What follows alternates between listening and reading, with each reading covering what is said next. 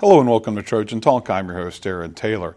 Today you learn about a play written by someone who works at admissions, but in his, his night job is working as a playwright, James Earl Cray. James, thanks for joining me here today. No problem. Thanks for having me. And as I mentioned, we're talking about a play that you're working on that's going to make its debut here in just a little bit. Tell us a little about the play that's going to be happening here. Well, what we've done is we've gotten together, majority student-based play, and we've named it Choose Ye This Day, and it's based off of the decision-making process of college students. The play is surrounded by one young man who plays a character of Mr. Kelly, who owns a restaurant, and the primary character is a young man by the name of Ray, who is a popular basketball player, and he has a decision first to make upon what to do after his college career, whether he wants to go overseas and play basketball or if he wants to remain in the States and follow in what he got his degree in. And then it gets into a very interesting aspect to where he has a decision-making process on which young lady to choose in his life. He has a serious relationship going on with one young lady who actually loves him for the guy that he is, but then another young lady comes along and she's more attracted to him as the basketball player rather than as the person. So the primary purpose of the play and the motive of the play is definitely to help students understand the decision-making process while in college. Now, this sort of thing, how did you come about doing this? Obviously, most people probably don't just wake up one morning and say, I want to become a playwright, but is that how it happened? Is that... Almost. I actually have written 5 plays, okay. And this will be the second one that I've put on stage. The first one was in 2009, and it was entitled With Hope All Things Are Possible. And to be honest, I just kind of woke up one morning with a desire in my heart. I have this weird emotional state that I get in that I just want to be someone else sometimes. And all of us probably can attest to the fact that, just sometimes we want to step outside of who we are and possibly be a different character. So in that, I just began to write. And as I was writing, my emotions poured out on the pages. I spoke with other people about what I was doing, and then their emotions began to come in. So it actually was as if I woke up one morning and this was on my heart. So I just continued to write, even though every play didn't go on stage.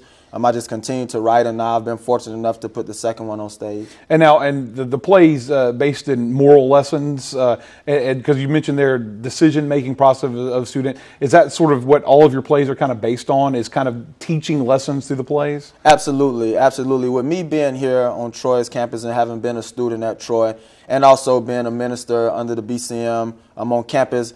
One of the most important things that we learn in dealing with college students is that decision-making process can be tough, and it can be a make-or-break process. So what I want to do is I want to make sure that I put out some type of moral lesson, as you mentioned, that students can gain something, that they just don't come and get the comical side of it, but in the end, they have something to walk away with. So it's definitely moral-driven. Something to think about when they walk away. Absolutely. So, now, the cast is all Troy students. You mentioned that, and I guess is it a group that you normally work with to put this play together? Do you do an audition process? How'd that come about?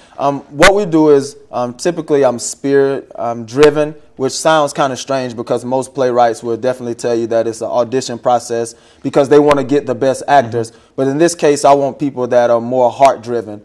We can work with someone to get them to act and become the character. So what I've done is I've gotten people that attend our Bible studies and different ministry events that we have on campus. And I just kind of went and pointed out people that I felt emotionally connected to. And as is in many cases, some students, it didn't work out, scheduling, different things. They had a lot going on. But God has worked it out that the people that needed to be there are the ones that are there. And with that, we then go through an audition process. I guess you can just say the spirit-driven part was actually the audition process. And of course, I guess that way you know exactly who you want for what role, and it pulls together. Now, if anyone wants to see this play, obviously it's making its debut here soon. When and where is the play? We would have it on April the 30th.